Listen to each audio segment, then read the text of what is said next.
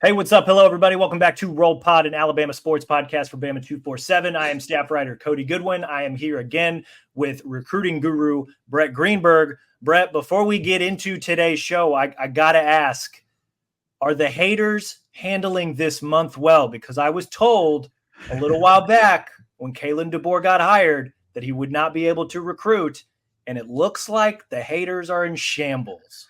Yeah, that's the haters have gone a little bit quiet pretty quickly here. I like one of the cool things about having, the VIP membership, you can kind of go on different boards and, looking at other boards, it's, gets me it's definitely like you said, yeah, quieted down for sure. Kalen DeBoer, the staff definitely making waves this month and since he really got on campus, really. No, what they led off with, we're going to talk recruiting on today's Roll Pod show. That's usually what we discuss when Brett's on with us. But it's been a very eventful month of recruiting for Alabama specifically. And you mentioned, since Kalen DeBoer got here, they really hit a home run like right out of the gate with securing Ryan Williams. And since then, I feel like things have just kind of snowballed into what we're going to discuss today. And that is a slew of commitments through the month of June. I counted 8 total commitments, many of which are considered, top 100 blue chip prospects. Alabama currently, we'll dive more into this later in the show, currently has the number 2 recruiting class in 2025 by 247 Sports.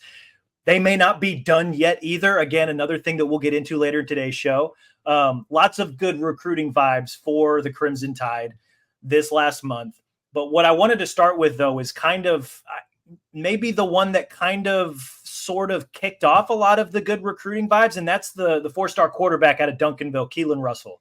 6'3", 175-pound 4-star. We talked about him the last time we had you on, Brett.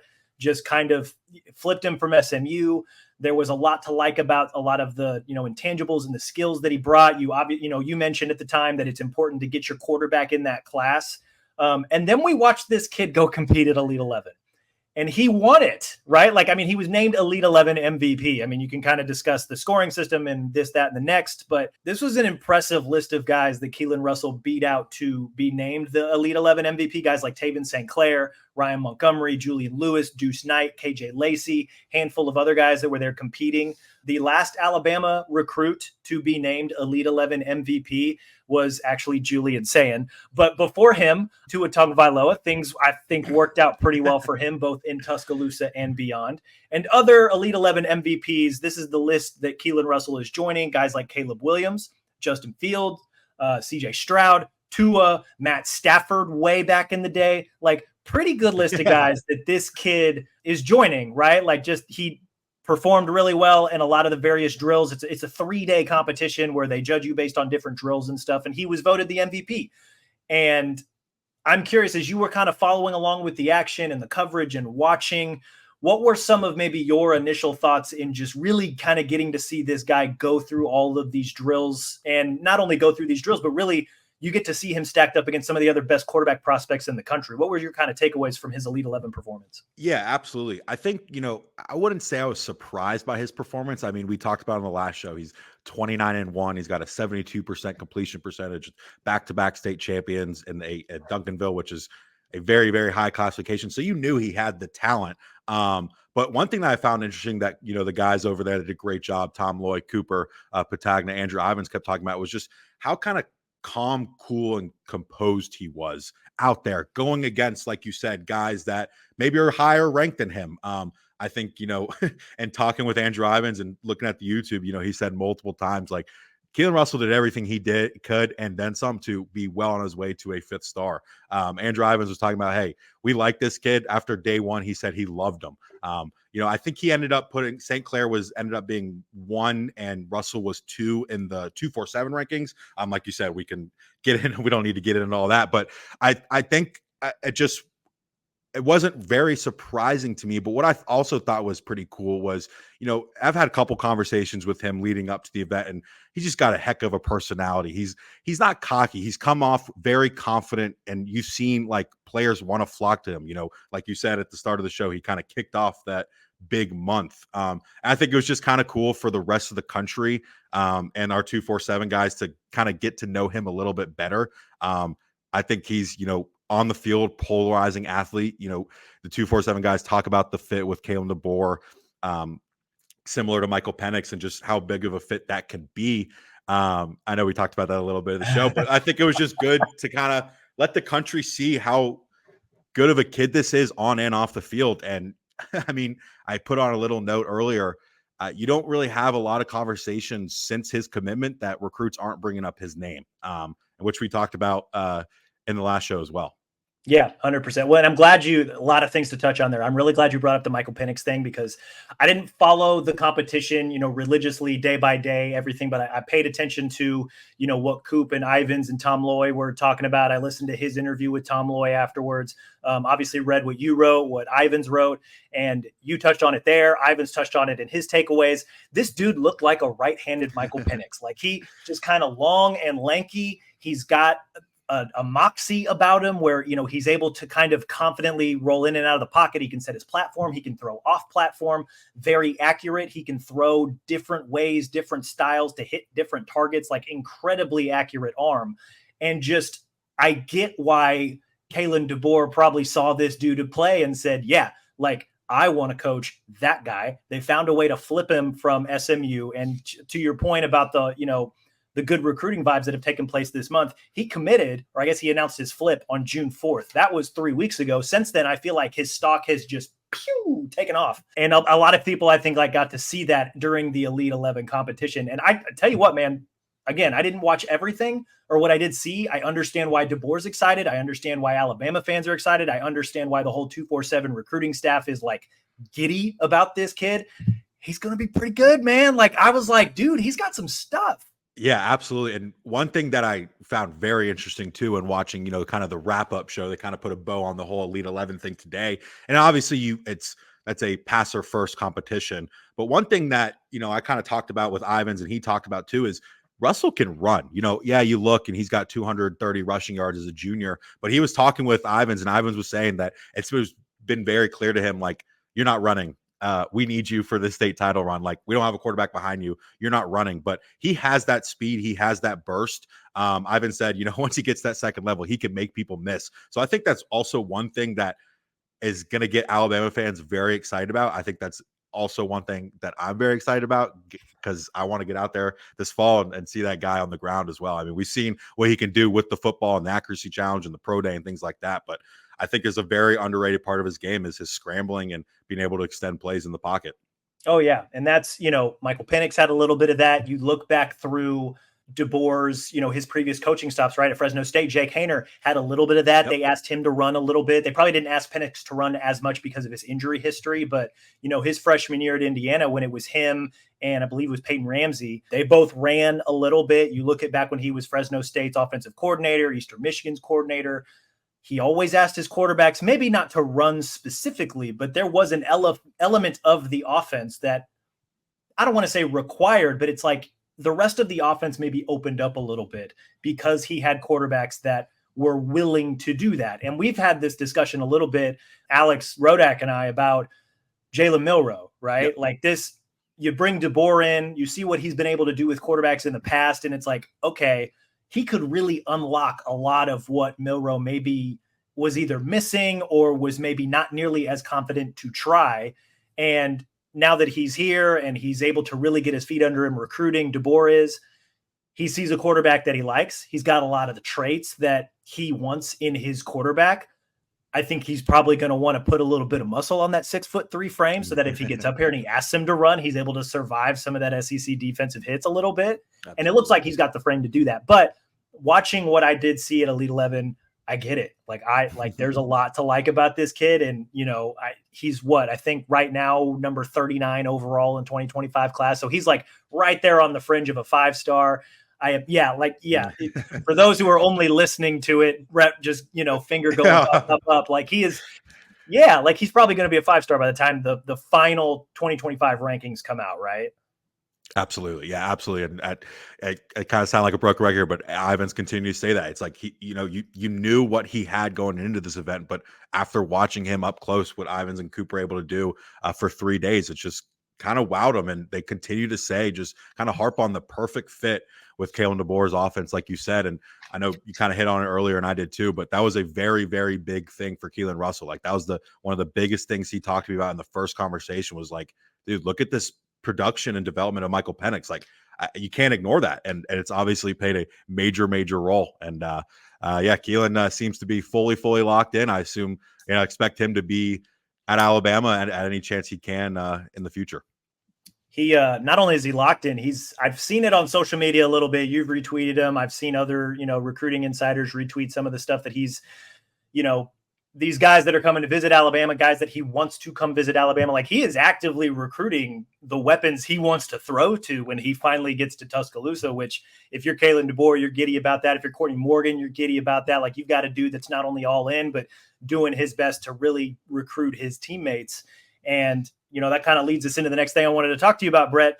The month of June recruiting wise for Alabama, really, really impressive. It began with Keelan Russell, but they also added Chuck McDonald, 4-star cornerback, Michael Carroll, 4-star offensive guard, with Jackson Lloyd, 4-star offensive tackle, most recently Micah DuBose, 4-star, another offensive tackle, also added a 5-star punter, another offensive tackle, interior guard, defensive lineman. Lots of really good players coming in. Currently, Alabama's 2025 recruiting class, 18 total commitments, 4 top 100 guys, 9 top 247 guys. Currently ranked number 2 class nationally by 247.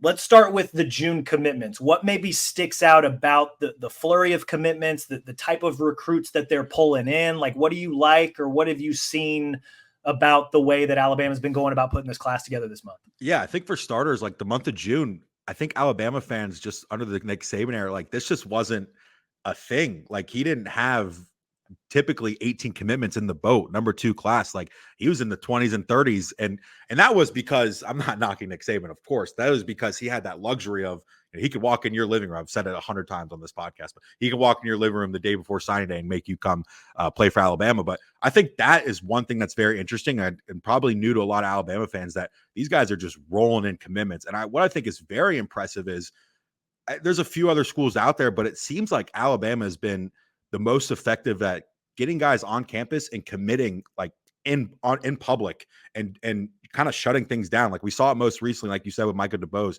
He went up on stage on Saturday night at the dinner in front of everybody and committed to University of Alabama, which was incredible to see. It's just like you said, it's like these guys are getting on campus and they're not really leaving, so to speak. They're leaving, but like, you're getting them in the boat. And a lot of these guys, like a Jackson Lloyd, a Micah DuBose, these were guys that were top targets. From Jackson Lloyd was been a top target for Washington and Courtney Morgan and Caleb DeBoer for a year. And then he brings them over, and he had a very good relationship with Scott Huff. You bring in Coach Cap, he renews that relationship within a couple months, and you get him in the boat over Ohio State, USC, a couple other schools. Micah DuBose, I remember talking with him. He was one of the first guys in the Southeast reoffered and told he was, a main priority. That one felt like maybe Alabama was kind of in the back end of it. And, he quickly comes back and he commits and he gets in the fold. A guy like Chuck McDonald, that's, that out West modern day connection paying off. So like you said at the beginning, it's different positions, blue chip guys, and around the country, a lot of very big wins. And again, like it's just seems like you get them on the campus and, hey, we're not letting you leave till we can take your commitment. Well, and that's the other thing too. You mentioned this, I think, before we hit record, and kind of alluded to it there. You look at the dates on these commitments: June 4th, June 8th, June 10th and 11th, the 15th and the 16th, the 18th and the 22nd. They've had at least 1 or 2 commitments from every single official visit weekend this month. Like, what's the secret, man? Like, what are they doing? It's almost like what's going on here? It's been, I think, a couple days. Like, it's like I was just answering a thread before I hopped on here. I was like getting kind of antsy. It's been 2 days. So Caleb DeBoer is doing a really good job, but maybe he's like too much of a good job. Like, it's almost like if this guy's not committing, what's going on? But that's certainly a good spot to be in. But I just think it's just comes down to just how comfortable with these guys are in the building. I continue to say on this podcast and continue to hear it like since DeBoer, it's just you walk in and every coach is around you. Everybody knows their name.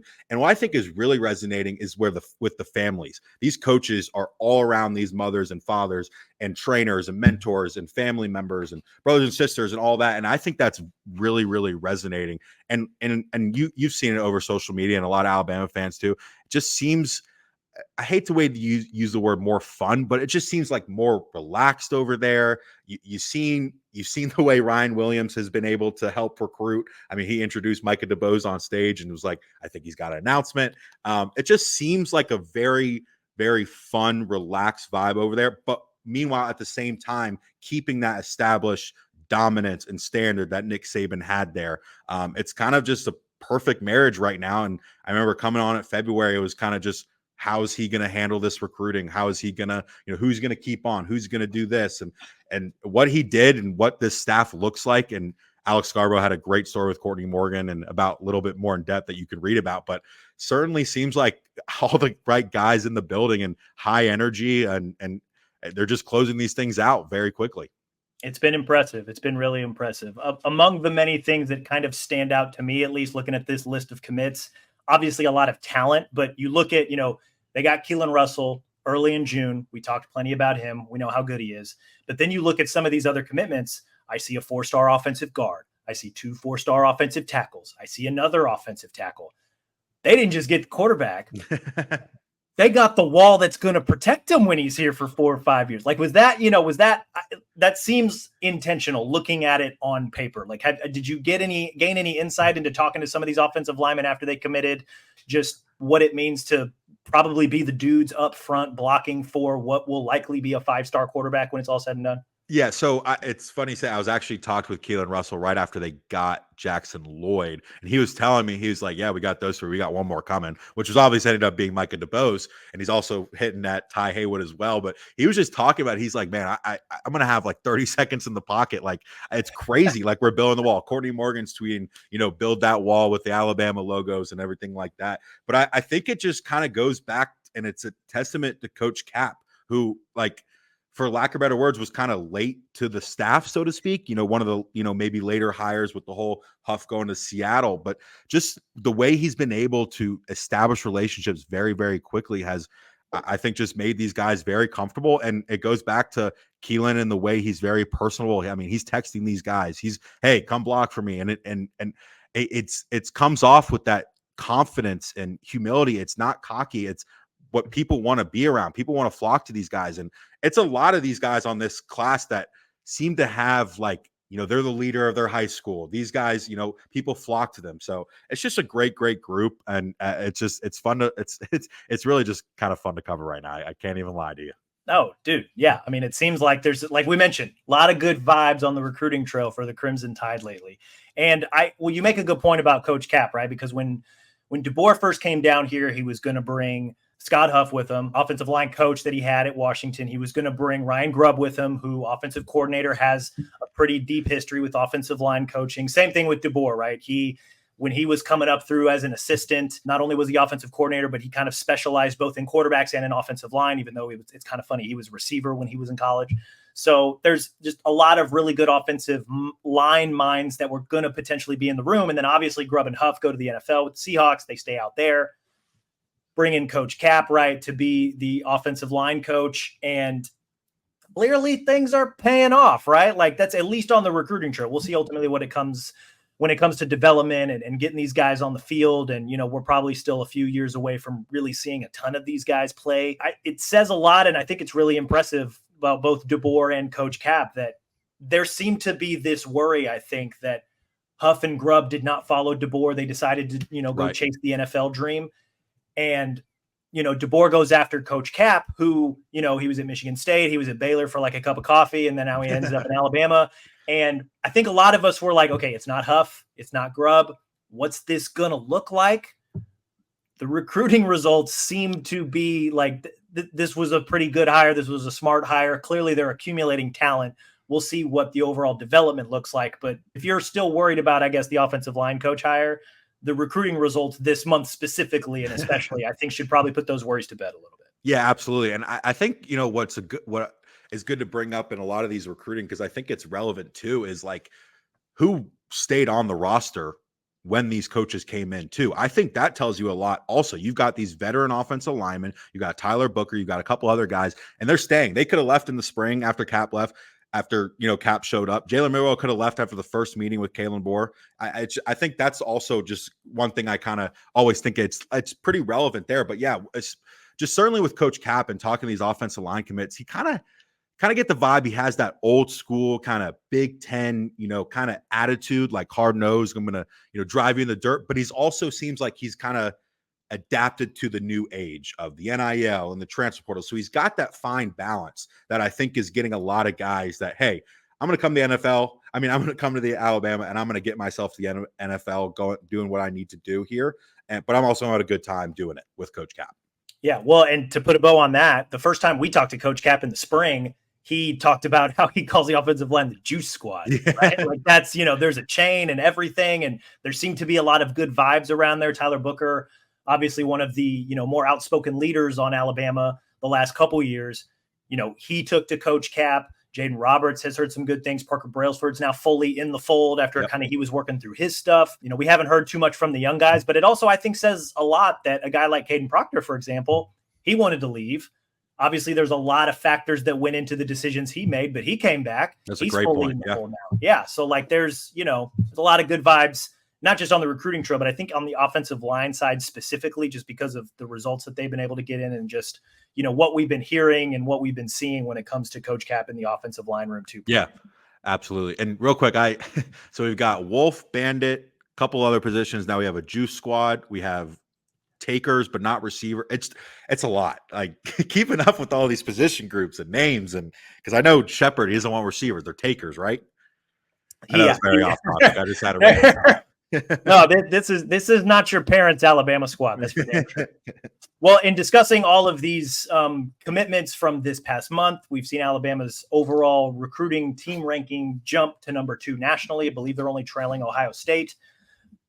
They may not be done yet, right? And we'll get into this too, but what recruiting is about to enter a dead period, or I believe has entered a dead period that started this week. So it's going to be a little bit quieter on the recruiting trail, which means Brett can finally get some time off. But through this week, and I think really through, maybe this week and into next week, we're recording this on June 25th, there could be more commits on the way. And specifically in the case of Alabama, there's been a lot of high-level crystal balls that have been submitted through 247 by Brett, by our friends on the scouting and evaluation team like Tom Loy, like Andrew Ivins. When we look at some of these crystal balls, right, there's a 5-star receiver. There's a handful of 4-star linebackers, D linemen, cornerback. There's some other guys that I don't believe there's crystal balls in on them yet, but guys who are like, hey, let's pay attention to them. You talked about like Ty Haywood. Ole Miss, I believe, has a running back that could be potentially on flip watch for Alabama or otherwise. When you look at some of these crystal balls that you guys have submitted, what are some of the bigger names that you're going to be paying attention to through not just the end of this week, but really through the end of the month or maybe the early part of the dead period? Yeah, I think, for starters, 2 names that I'll give you that I'm kind of playing close attention to this week. And it's 2 names that I think Alabama fans have become very accustomed to and, come to know through our reporting throughout all spring is Dawson Merritt, who's our top Wolf target for Alabama. Cody Goodwin is a huge fan of him from his father's ties to the Kansas City Chiefs. For those who don't know or who didn't listen to a previous show that I had with Brett, his dad is Dave Merritt, who's the defensive backs coach for the Kansas City Chiefs. And if anybody has been watching Chiefs football over the last few years, you'll know that the defensive backs are probably the strength of the defense. Just saying. Go Chiefs, baby. Anyway, so we've got Dawson Merritt, who I've been, kind of covering for a very long time. That's been down to Alabama, Nebraska, for a little bit over a month now.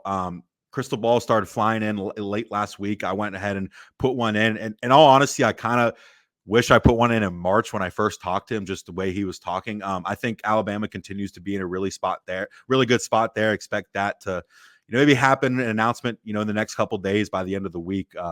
Quite honestly, another guy is Dijon Lee, 4-star cornerback. I believe he's composite 5-star, 6'4" corner out of Mission Viejo, California, Mission Viejo High School. That's one that Alabama has continued to be brought up throughout the spring. The relationship with Courtney Morgan and Kalen DeBoer has kind of driven that the entire time. Then, of course, he got close with Coach Mo Linguist throughout the couple visits. He was just in Alabama most recently for an official visit. Tom Lloyd, Greg Biggins have submitted crystal ball in favor of the Crimson Tide. I have not just yet. Still feel very comfortable with where Alabama stands right now. He's set to commit on Friday on the 247 Sports Network. That one seems to be down to Alabama and Georgia. He's got a pretty good relationship with Georgia's defensive back coach, Dante Williams, but continue to hear of conversations. Just the relationship with Courtney Morgan and Alabama seems to be in a very, very good spot here. Another guy who recently announced his decision date is also going to be on Friday is Josiah Sharma. He's a former Washington commit. This is another guy that, maybe felt like Alabama was going to get a commitment from him in the winter. He was one of the first visitors on campus, ended up visiting 3 total times. Official visit most recently last weekend. Alabama kind of felt like the leader at the beginning. Texas, Washington back in the boat. That's going to be decided on Friday. I'm going to continue to have coverage there. And then Cody hit on a little bit earlier, but I submitted a crystal ball for 5-star receiver Caleb Cunningham. I believe he's number 3 ranked receiver in the country out of Mississippi. He took an official visit over the weekend. Had a very good conversation with him. Seems to be all Alabama. Last check, he was deciding probably have a commitment date in July. So expect that to come in the next couple weeks. A couple other guys as well. Justin Hill, expect him to commit. I think he's set for July 3rd. Actually submitted another crystal ball this morning for Javion Campbell. You can go read all about why I feel like Alabama's in a good spot for the number 1 player in the country there. Cody hit on a little bit there. AK Deer, number 1 running back in the country. He took an official visit 2 weeks ago. Seems to be Alabama. Keep hearing Alabama a little bit more. Continue to work the phones there. I think there's a couple predictions on some other sites for Alabama to land him, but still working on some phone calls and confirmations there. But I think I'm even missing a couple more that you can read up on the website, but I think that kind of just is another credit to Kalen DeBoer that, just listed 5 or 6 guys, and there's more that Alabama seems to be in a very good position for. So you hit the big ones that I was hoping that you would touch on because you're really good at your job, right? Caleb Cunningham, Dijon Lee, Dawson Merritt, Javion Campbell. Also mentioned Josiah Sharma, AK Deer, right? The running back from Ole Miss. I don't believe he's officially decommitted yet, but I think what gives us the clue a little bit, and I think it was somebody on our board that kind of brought this to my attention, he has wiped his Instagram account of literally anything and everything Ole Miss. That could mean something. That could mean nothing. But based on what Brett's hearing, based on some of the other things that I've read on some of the other websites, and that I would gather that a decision to do something like that probably isn't without reason. So we'll see if that's a good news for Alabama or somebody else too, because this is a 4-star running back. He's pretty talented. And if Lane Kiffin wants him, means he's probably pretty talented, right? Yeah, and I'd offer just additional context on AK Deer too. In talking with him in February, just asking him kind of in February, I was kind of just asking hey, where are you at with Alabama? Because this is, in the middle of the coaching change. There's a lot of conversations that hadn't been had yet. So I was talking with him, and he's like, hey, I'm still very interested in Alabama. And main reason for that is Coach Gillespie, who we've seen a lot of running backs prospects talk about as well. But he kind of point blank told me, he was like, hey, if Coach G was gone, like Alabama would have been out of it. And I felt good about where Alabama was. He talked about how he was going to go visit in the spring and kind of a little bit of a surprise commitment to the Rebels. I believe it was in mid-March. But Alabama hasn't stopped being in contact with him. No other school has. He's number 1 running back in the country. But that's a guy or a kid who's visited Alabama a lot since he was a freshman, knows all about Alabama. And I think it certainly helps that his position coach is one of 2 guys or the mainstays from that. And I think also what was pretty cool is Daniel Hill, freshman running back, another Mississippi native, was his host for the official visit. We refer to him as Daniel Mountain sometimes on this podcast because he's 6'3", 230, and he decides he wants to run the ball. So, that's not a hill. That's a mountain. Daniel Mountain. But it's just interesting. Like you kind of talk about it like, oh, Alabama, Mississippi, not that much success. You get Daniel Hill in the fold, and now you're starting to maybe see, hey, Alabama has a shot at getting the number one running back who's out of Mississippi as well. And not saying that's done. Again, like you said, he's not even decommitted, but you're starting to hear some things, and you delete the Instagram and you say it doesn't mean anything, but it really does. And it's just, Instagram science, man. Hey, sometimes it's right. You're Sometimes absolutely it's right. Sometimes it's not, but right. sometimes it's right. The other two names I wanted to ask you about, there could be something, there could be nothing. One that I think you and I have talked about and you've written a little bit about as well, but 5-star offensive tackle Ty Haywood. They're an update on where he's at with Alabama / his recruiting process in general, because I know that there's a lot of schools after this guy. Yeah, so he confirmed with Nose 247 after his Florida State official visit. He's down to Florida State, Oklahoma, Alabama. No really surprise there. He got to Alabama earlier this June, was supposed to get to Oklahoma, I believe it was 2 weeks ago, but was unable to make it there, which was a big deal in terms of Alabama's stance. Sooners kind of felt like they were in the best position kind of for the longest time. But like I've said on here and in the writing, like Alabama made a very, very big impression on him when he took his official visit earlier this summer. He talked about it, how it created a new big spark. Absolutely loves Coach Cap, who we talked about earlier in the show. That continues to he said a commitment can be, quote, anytime. I'm really not sure when one could come. Continue to work the phones here. I could see it coming any minute now. I could also see that coming, maybe later down in the road, later down this summer. Maybe he wants to take another visit elsewhere at the end of July or things like that. But that's one I'm continuing to monitor, but continue to hear good things about Alabama. Last prospect I wanted to ask you about. I'm not sure that you've written too much about him because of the Keelan Russell connection and just the way that he's gone about recruiting other players. I am curious. 5-star wide receiver DeCorian Moore. He plays with Keelan Russell at Duncanville. I believe he holds an Alabama offer. I'm not sure that Alabama's like truly in the mix, at least at last check from me. You would probably know more than me. I think of the heavy hitters on his recruitment, Texas, LSU, Oregon, Ohio State as well. But Alabama's also kind of sitting right there. His quarterback's coming to Tuscaloosa. I imagine that they probably talk quite a bit. Have you heard anything on his potential interest, or is Alabama maybe a little bit too late to that game? Yeah, I think that's probably the case, Alabama being a little bit too late, but there is another 5-star receiver out in Texas, and Khalil Lockett, who is very good friends with Keelan Russell as well, who also took an official visit, a midweek official visit, not the week before last weekend. And he told me Alabama made a very big jump in his recruitment. He was at Texas over the weekend. He says he's, getting down to it, going to announce a commitment date pretty soon.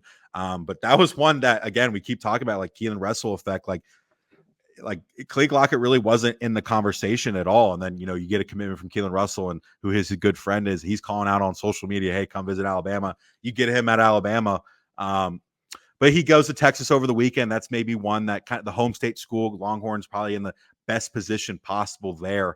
But, I've been talking about it too, is a lot of wide receiver dominoes still need to fall in this 2025 class. I mentioned Khalil Lockett. You had Derek Meadows on campus over the weekend, as well as another 5-star that moving up his decision date to July. You got Caleb Cunningham, a 5-star, Jamie French, DeCorian Moore. There's a couple other guys, Verno Brown, a couple other guys out there that need to make decisions. And it's going to be interesting because Texas is in it for guys like Jamie French and Khalil Lockett and DeCorian Moore. You'd like to think they can afford all 3 5-stars. Not sure if they can, but again, I keep going back to it, but it's just kind of a testament that these receivers, they're very interested, and a big part of that is Keelan Russell. Like Caleb Cunningham told me at the end of his visit, or in the conversation, he's like, Alabama is a good fit. Like you look at the history, and then you look at Keelan Russell, like he singled out Keelan Russell without me even asking about him. So a lot of Keelan Russell love on this podcast. He might be the Ryan Williams of this cycle for you and I, Cody. He might be. So, and you mentioned the receiver dominoes that still have to fall. Each of the top 8 receivers in the 2025 class, currently the top 8 receivers based on 247, and as well as 10 of the top 11 have yet to commit. Right. So there's a chance Alabama could end up with one. There's a chance that Alabama could end up with multiple. There's a chance Alabama could swing and miss on all of them, which that's the name of the recruiting game. Obviously, you're going to keep tabs on all of that, but I thought I would just kind of throw those names out to kind of see where Alabama was, or, what the interest level was. Before I let you go here, Brett, great insight as always. The dead period started this week. That means it should get kind of quiet over the next month. I mean, there could be a flurry of more commitments here over the next couple weeks, but really, the bulk of July should be relatively quiet on the recruiting front. As you look ahead, I know you're going to be paying attention to some of these crystal balls that you and others have submitted. What's maybe the next big thing or big weekend or big event that Alabama fans are going to want to pay attention to when it comes to recruiting specifically? Yeah, like you said it right there. We're dead period started the 24th. It'll run through July 24th. So that is not really anything dead about dead period. I mean, you can't visit kids on their campus, you can't visit their home, you can't go to campus, but you can call and text unlimited amount. So these kids are they can't really take a break either. But it is going to die down a little bit. We talked about it a little bit earlier, but there's going to be a lot of decisions to be made in these next 2 week, 2 weeks, 2.5 weeks that obviously we're going to be covering. But it may die down a little bit. But at the wrap of that dead period is all these schools have cookouts in the summer at the end of July. Still trying to figure out exactly the exact details of Alabama's cookout. It was named the Champions Cookout Forever under Nick Saban. I'm assuming that's going to get a different name. I wouldn't be surprised if it kind of lines up with the whole cold summer theme that Alabama's got going on right now. But as always, I'll continue to get updates there. But, that's going to be kind of a who's who event. That's going to be when these schools are trying to get their, final targets on campus for the last time. Some of these 5-stars are going to have to make decisions on, whether to go to Texas or Alabama or Oregon or USC or wherever it may be. But, having initial conversations, a lot of people seem to be very excited about that weekend. I talked to Luke Metz. He said he'll be there. Keelan Russell, I expect to be there. A lot of other commitments to be there. So should be a fun time. But, yeah, it's dead period. Hitting Colorado with the family for a couple days, and believe it's July 4th week, but we'll continue to have full coverage. But if that's why you don't see me on the board as much, that is why. Okay, I was gonna ask. I was gonna make sure that you get some time away to like take a deep breath and relax, and maybe drop your screen time average for a little bit during the week. Because man, clearly, as you guys can hear, Brett's got all the intel and all the insight when it comes to Alabama recruiting. Brett, that's all I had for you, man. I really appreciate you coming on and sharing some insight with us. Awesome, appreciate you, Cody. That's all we've got today, guys. We will be back sometime next week. Alex Rodak and I will. We'll probably have one more final off-season show before we fully flip the page to what will be the 2024 season. We'll start with some predictions, breaking down Alabama's offense and defense, taking a deeper look at the schedule, those type of things over the month of July. But we'll have one final kind of off-season content show that we need to take care of first before we officially flip the page to the 2024 season. So keep an eye out for that early next week before the 4th festivities take place. In the meantime, though, be sure to rate and review the show wherever you listen to your podcast, Apple, Stitcher, Spotify, even our Bama 247 YouTube page. Subscribe to Bama 247 and 247 Sports. You can get all of Brett's recruiting insight and intel. Believe we're running a special right now, 30% off an annual VIP membership. We got a link to that in the show notes. Take advantage of that. You will not regret it, I promise. As always, we appreciate you guys for listening, and we will talk to you all again soon. See you guys.